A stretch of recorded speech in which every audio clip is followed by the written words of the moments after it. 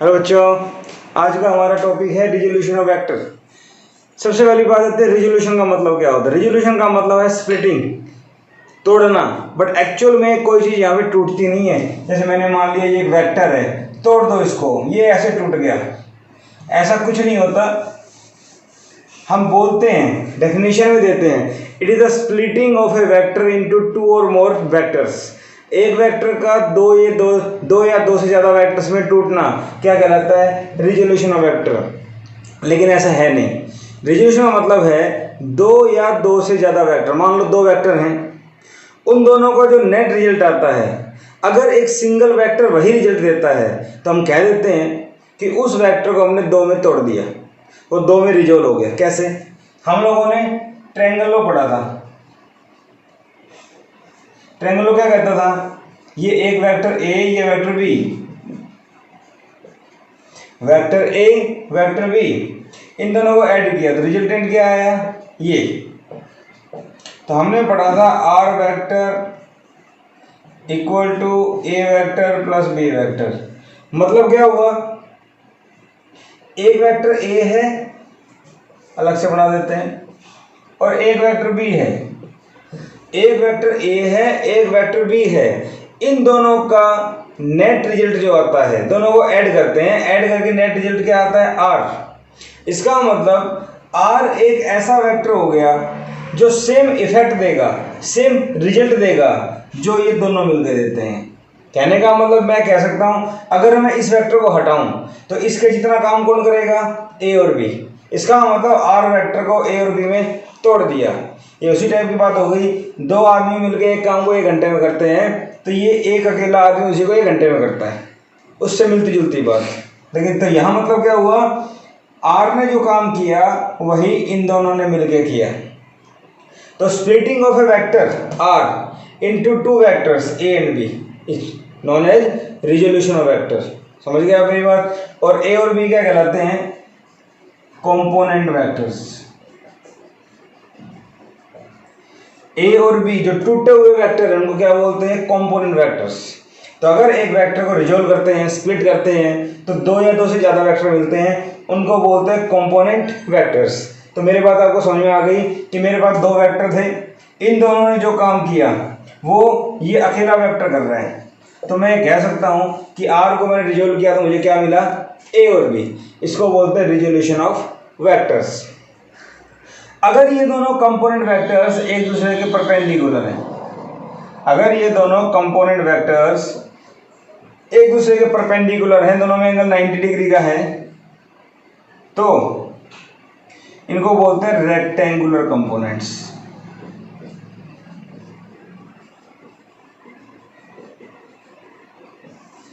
एक वेक्टर को तोड़ा, दो टुकड़े हुए, उसको बोला कंपोनेंट। अगर वो दोनों एक दूसरे के परपेंडिकुलर हैं तो क्या बोला उसको? Rectangular components. बात समझ में आ गई? एक वेक्टर टूटता है, कंपोनेंट्स। अगर दोनों परपेंडिकुलर है तो क्या बोलते हैं? Rectangular components.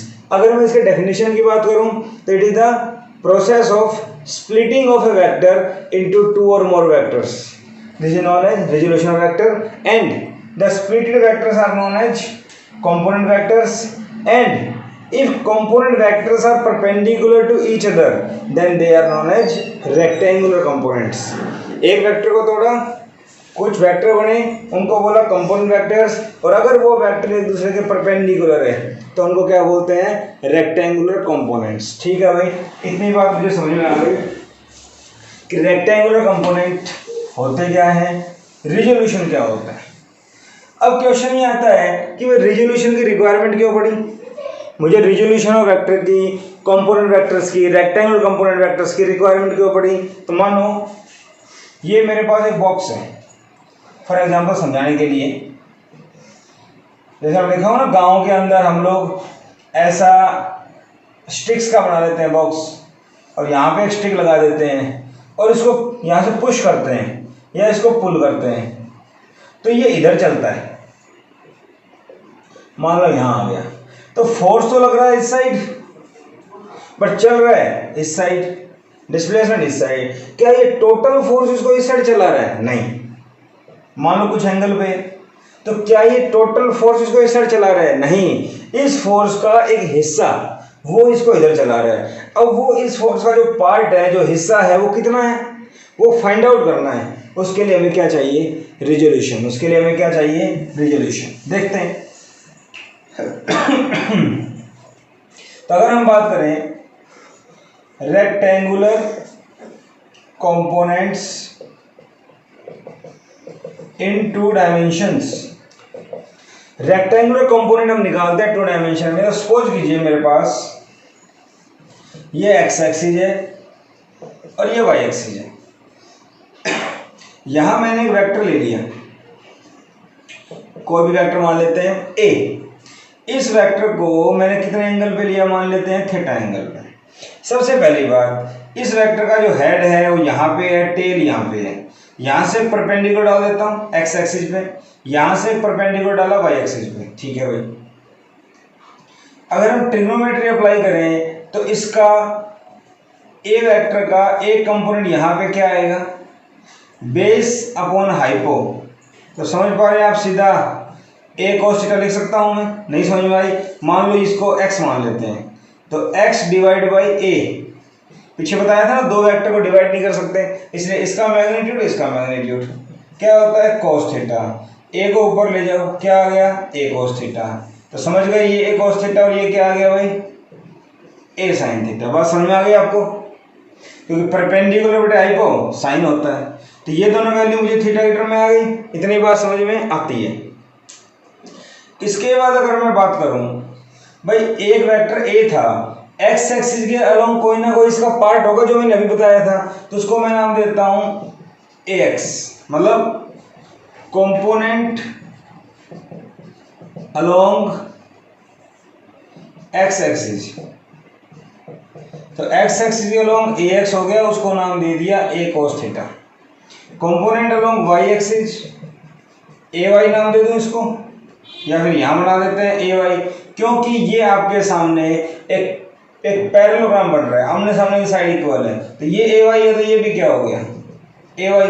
तो ए वाई क्या हो गया बेटा, ए cos थीटा, सॉरी ए sin थीटा।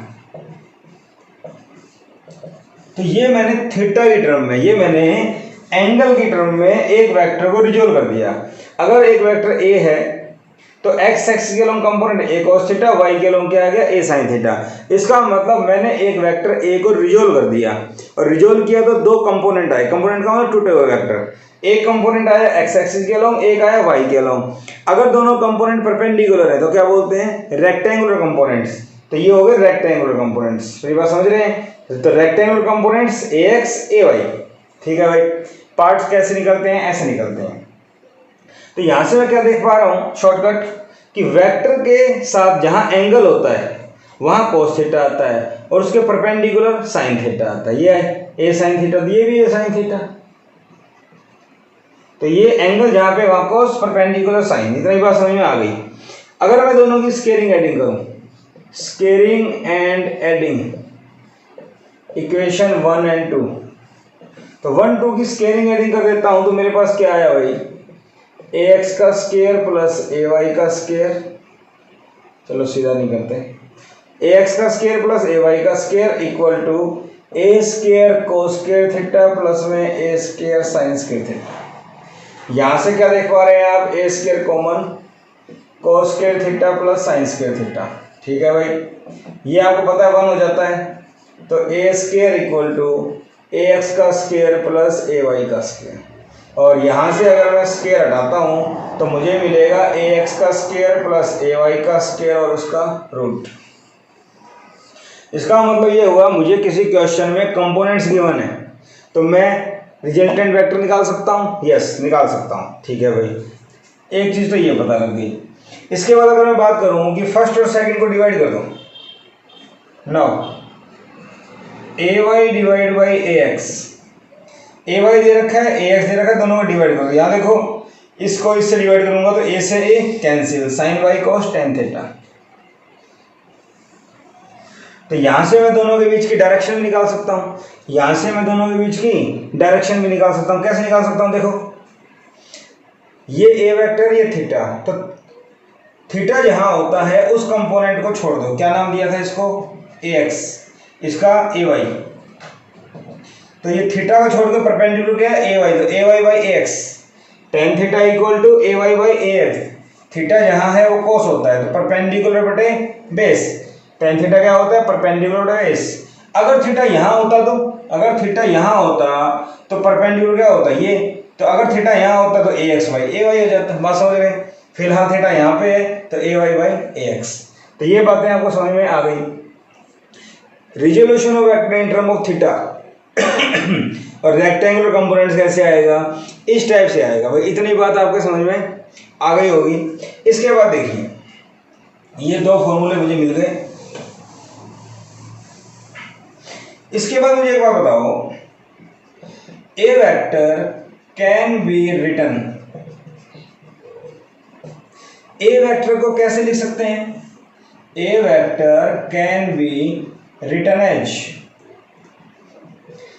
एक वेक्टर का x कंपोनेंट है, इस वेक्टर का y कंपोनेंट है। जैसे ट्रायंगलों में पढ़ा था, resultant equal to A vector plus B vector.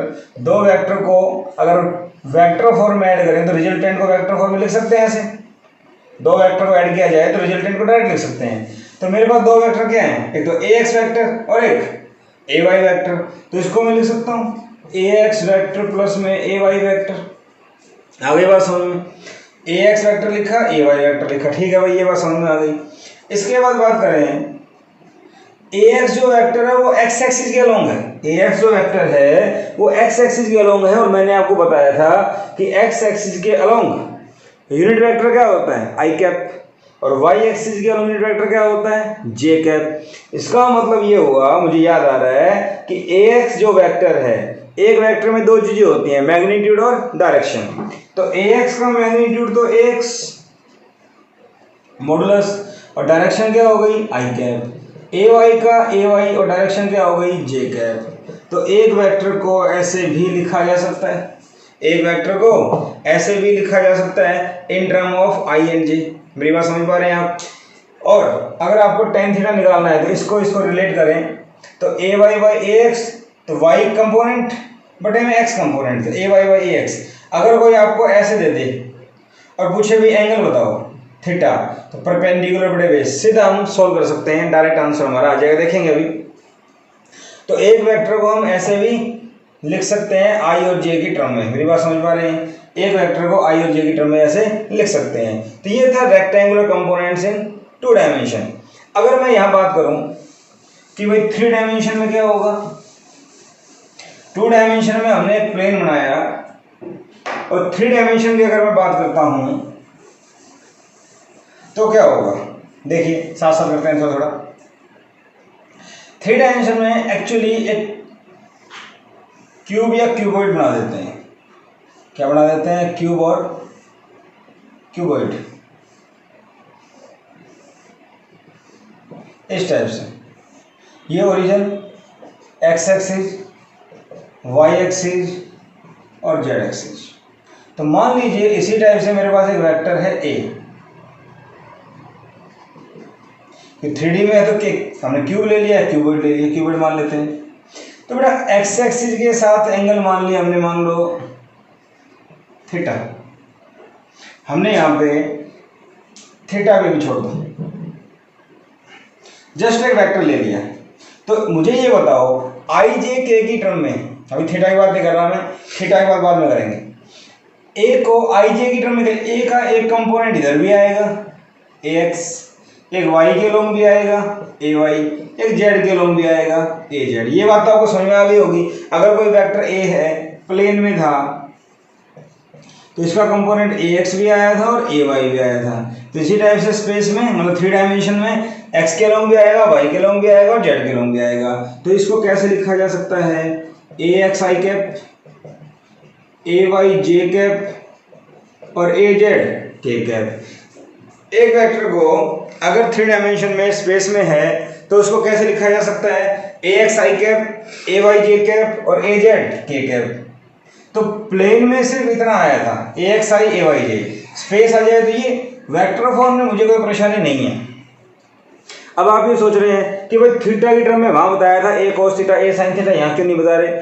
यहाँ थीटा का अलग करेंगे, उनको डायरेक्शन कोसाइन बोलते हैं, वो बाद में मैं उसके बारे में डिस्कशन बाद में करेंगे, पहले ये बात समझ में आ गई, उसी से मिलती जुलती।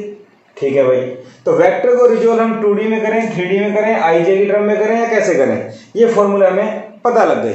अब क्वेश्चन ये आता है कि भाई न्यूमेरिकल्स कैसे बनेंगे इनके ऊपर। भाई 3 डायमेंशन में हमने यूनिट वेक्टर की टर्म में लिया, अभी थीटा की टर्म में बाद में लेंगे। तो सबसे पहले मेरे पास फॉर्मूला से स्टार्टिंग शुरू करते हैं। एक फॉर्मूला था ax का स्क्वायर ay का स्क्वायर इक्वल टू a, एक था tan theta equal to ay by ax, एक था मेरे पास a vector equal to ax i cap ay j cap plane में, किसमें था बेटा, प्लेन में। एक हो गया ax equal to ax i cap ay j cap az k cap. ठीक है भाई, ये बात समझ में आ गई। स्पेस में, स्पेस का मतलब 3D में, ये 2D में, 2 डायमेंशन 3 डायमेंशन। अब ये कैसे लिखे जा सकते हैं, एक्चुअली इनकी वैल्यू कुछ भी हो सकती है, इनकी वैल्यू कुछ भी हो सकती है। इसका मतलब a vector equal to 2i cap plus 4j cap. अगर x axis positive x axis है तो प्लस का, अगर नेगेटिव x एक्सिस है तो माइनस का हो जाएगा। अगर y एक्सिस पॉजिटिव है तो प्लस का, नेगेटिव है तो माइनस का। जैसे यहाँ लिखता हूँ मैं, इसको कैसे लिख सकते हैं, जैसे मैं इसको लिख देता हूँ 2i कैप, तो x एक्सिस में जो मैग्नीट्यूड है वो पॉजिटिव x एक्सिस में 2 है, ay minus 4 minus 6j cap. तो नेगेटिव y एक्सिस में मैग्नीट्यूड क्या है 6, और az मैंने ले लिया 3k कैप। 3k कैप का मतलब z axis, negative z axis में मैग्नीट्यूड 3 है। तो इनको ऐसे लिखा जा सकता है, कोई परेशानी किसी टाइप की नहीं है। ठीक है भाई, अब बेसिक बेसिक क्वेश्चंस की बात करते हैं इनके ऊपर, फिर आगे बढ़ेंगे। डायरेक्शन कोसाइन के ऊपर बात करेंगे फिर हम। तो देखिए, सबसे पहले बात आती है, हम इनकी बात करें। Question, we are given component of a vector, x component of a vector is 3 and y component of a vector is 4, find vector. एक बेसिक सा सवाल आपके पास आ जाए कि भाई एक वेक्टर है, कोई भी एक वेक्टर है, उस वेक्टर का x कंपोनेंट दे रखा है 3, y कंपोनेंट दे रखा है 4, बताओ वेक्टर क्या होगा। तो जो कंपोनेंट दे रखा है, तो मेरे पास रिजल्टेंट का फॉर्मूला है। क्या फॉर्मूला है, ax का स्क्वायर प्लस ay का स्क्वायर प्लस में az का स्क्वायर। क्या था, i का जो कोफिशिएंट है, y का जो कोफिशिएंट है, उनकी स्क्वायरिंग एडिंग फॉर्मूला है। सॉरी, 2 का लेंगे यहाँ पे, क्योंकि 2 ही कंपोनेंट है ना। तो i का कोफिशिएंट ax है तो ax का स्क्वायर, y का कोफिशिएंट ay है तो ay का स्क्वायर। ठीक है भाई। अच्छा, 3 डायमेंशन वाले मैंने फॉर्मूला नहीं बनाया, इसी टाइप से बना सकते हैं। इसका मैग्नीट्यूड क्या आएगा, i का कोफिशिएंट ax का स्क्वायर, j का ay का स्क्वायर, k का az का स्क्वायर। तो अगर 2D में आए तो मैंने इसको ड्राइव करके दिखाया था, अगर 3D में आए तो इसी पैटर्न में लिख सकते हैं। 3D में आए तो इसी पैटर्न में लिख सकते हैं, अभी करके दिखाता हूँ। तो क्या होगा बेटा, ax 3 का स्क्वायर प्लस 4 का स्क्वायर, 9 प्लस 16 25, और फिर 25 का रूट क्या होता है 5। तो वेक्टर का मैग्नीट्यूड कितना आ गया भाई, 5। खत्म। वेक्टर का मैग्नीट्यूड क्या आ गया, 5। ax दे दिया, ay दे दिया, फाइंड वेक्टर। और पूछ लें, find angle made with x axis. x axis के साथ एंगल बताओ। तो भाई क्या करें, ये x एक्सिस, ये y एक्सिस, ये लिया हमने। तो इसके अंदर मैंने मान लिया भाई ये वेक्टर था a, कुछ भी मान लें। तो x कंपोनेंट क्या दे रखा है इसका 3, y कंपोनेंट क्या दे रखा है 4, मीटर में मान लें। तो भाई एंगल बताना है, तो आपको मैंने क्या बोला था कि अगर आपसे पूछे भाई एंगल कितना बनाया, तो एक सिंपल सी बात है, अगर एंगल x एक्सिस के साथ है तो y कंपोनेंट, तो y कंपोनेंट 4, नीचे क्या है 3, और tan थीटा की वैल्यू 4/3 कितने में होती है 53 डिग्री। तो मेरे पास ये एंगल कितना आ गया 53 डिग्री। बात समझ में आ गई। तो मैं कंपोनेंट दे रखा है तो वेक्टर निकाल सकता हूँ और एंगल भी निकाल सकता हूँ, एंगल भी निकाल सकता हूँ। तो इस टाइप से क्वेश्चन आ जाए तो मैं कर सकता हूँ। ठीक है भाई। और देखिए,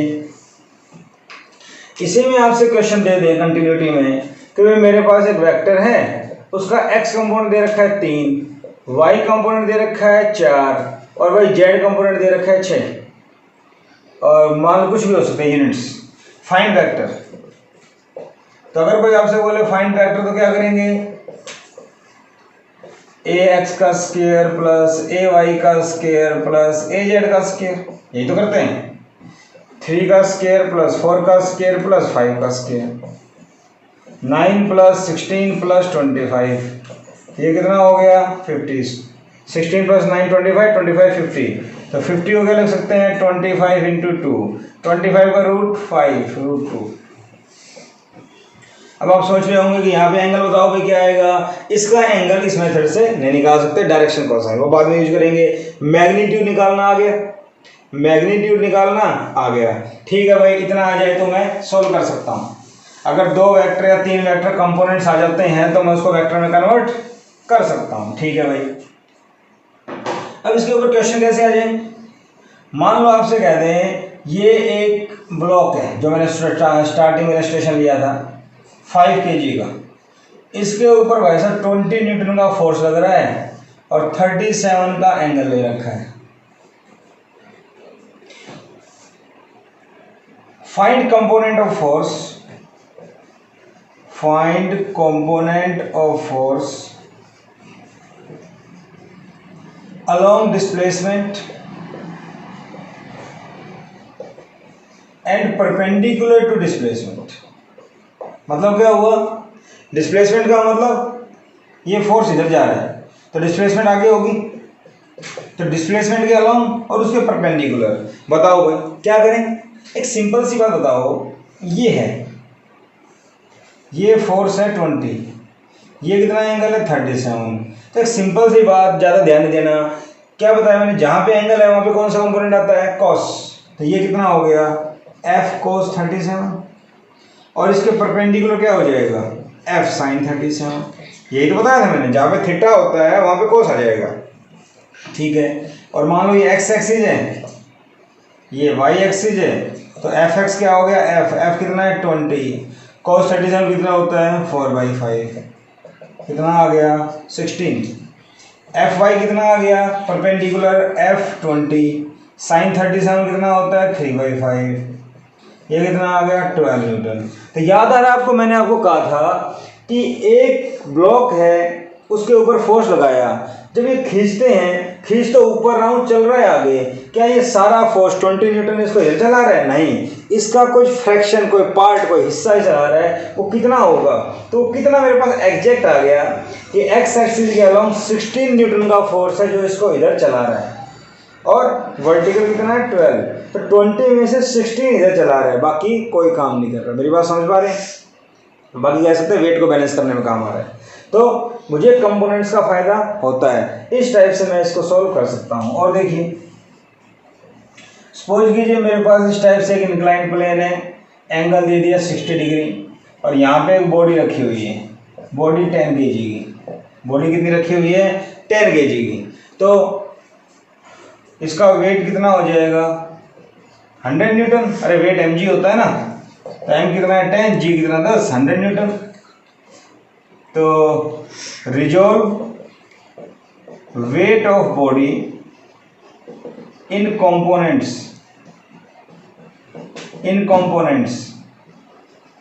along surface and perpendicular to surface. मेरी बात समझ गए। अब जरा ध्यान से देखिए, ये सरफेस है और यहाँ पे ये बॉडी का वेट 100 न्यूटन, ठीक है भाई, बात समझ में आ गई। और यहाँ से देखा जाए तो ये एंगल है 60 डिग्री। अगर मैं इसके परपेंडिकुलर मुझे चाहिए तो एक लाइन खींच देता हूँ ऐसे, ये एंगल 60 है तो ये भी कितना दिखाई दे रहा है 60। क्यों, क्योंकि कोई 2 लाइनों में जो एंगल होता है उनके परपेंडिकुलर में वही एंगल होता है, चेक कर सकते हैं। ये एंगल थीटा, तो इस लाइन का परपेंडिकुलर ये और इस लाइन का परपेंडिकुलर ये, तो ये एंगल भी थीटा होगा। कैसे होगा चेक करते हैं। ये थीटा, तो ये कितना बचा 90 माइनस थीटा, और ये इसके परपेंडिकुलर, तो ये 90 माइनस थीटा, तो ये कितना बचा थीटा। तो वही बात, 2 लाइनों में जो एंगल है उनके परपेंडिकुलर में वही एंगल होता है। तो एक लाइन ये, इसका परपेंडिकुलर वर्टिकल, एक लाइन ये सरफेस, इसका परपेंडिकुलर ये, तो दोनों में एंगल कितना आएगा 60। अब वही सिचुएशन बन गई पहले वाली, इधर देखो, ये लाइन, ये वेक्टर, तो जहाँ पे एंगल है वहाँ कोस, तो ये तो मेरे पास हो गया फोर्स, कुछ भी वेक्टर, इस वेक्टर में ये एंगल दे रखा है, डायरेक्शन में कंफ्यूज नहीं होना कि ये तो ऐसे आना चाहिए तब कंपोनेंट बनेगा, नहीं, ये टेढ़ा भी हो सकता है। ये एफ दे दिया, ये थीटा दे दिया, तो एफ थीटा दे रखा है, एफ कॉस थीटा।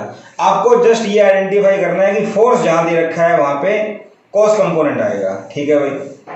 तो यहाँ पे 100 ये 60, तो दिस इज 100 cos 60, और इसका परपेंडिकुलर कंपोनेंट कहाँ आएगा, इधर 100 sin 60, ठीक है भाई। तो ये आ गया f परपेंडिकुलर और ये आ गया f पैरेलल। क्यों? Parallel to surface, perpendicular to surface. तो अगर मैं बात करूं भाई f पैरेलल कितना आया, तो 100 sin 60, sin 60 क्या होता है, √3/2, तो 50 √3 न्यूटन। और f परपेंडिकुलर की अगर बात करते हैं तो 100 cos 60, cos 60 कितना होता है, 1/2, कितना आ गया, 50 न्यूटन। तो मेरी बात आपको समझ में आ गई होगी कि मेरे पास एक प्लेन था इंक्लाइंड और इसमें बॉडी रख दी वेट नीचे, कंपोनेंट में तोड़ना है, परपेंडिकुलर डाला और एंगल कितना आया, 60। तो जहां एंगल है वहां कोस, परपेंडिकुलर इधर। तो यहां से आप लोगों ने क्या नोटिस किया, यहां से और यहां से, कि कंपोनेंट जो होते हैं, जो ओरिजिनल वेक्टर है वो हमेशा कंपोनेंट के बीच में आता है। बच्चे कंफ्यूज हो जाते हैं कि भाई ये कंपोनेंट ये यहाँ क्यों आया, बाहर ले लो। हमेशा वेक्टर को रिजोल्व करेंगे तो एक कंपोनेंट इधर आता है और एक इधर आता है, मतलब दोनों परपेंडिकुलर आते हैं और नेट वेक्टर हमेशा बीच में रहता है। तो यहाँ पे वेक्टर ये था, एक कंपोनेंट यहाँ आया तो दूसरा कंपोनेंट कहाँ आएगा, यहाँ। बच्चे सोचते हैं दूसरा कंपोनेंट यहाँ ले लो, अगर एक कंपोनेंट यहाँ ले लूंगा और एक कंपोनेंट यहाँ ले लूंगा तो वेक्टर कहाँ आया, फिर बाहर। एक कंपोनेंट इधर, एक कंपोनेंट इधर और वेक्टर इधर, ऐसा पॉसिबल नहीं होगा।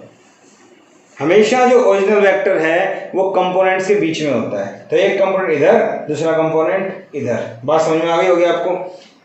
100 cos 60, 100 sin 60। तो इस टाइप से हम पैरेलल और परपेंडिकुलर कंपोनेंट्स निकाल सकते हैं। मेरी बात आपको समझ में आ गई होगी कि वेक्टर को रिजोल्व कैसे करते हैं थीटा की टर्म में। अगले लेक्चर में हम लोग देखेंगे कि अगर कोई वेक्टर i j k की टर्म में आ जाए तो उसको रिजोल्व कैसे करें, उसको कैसे यूज करते हैं। Thank you.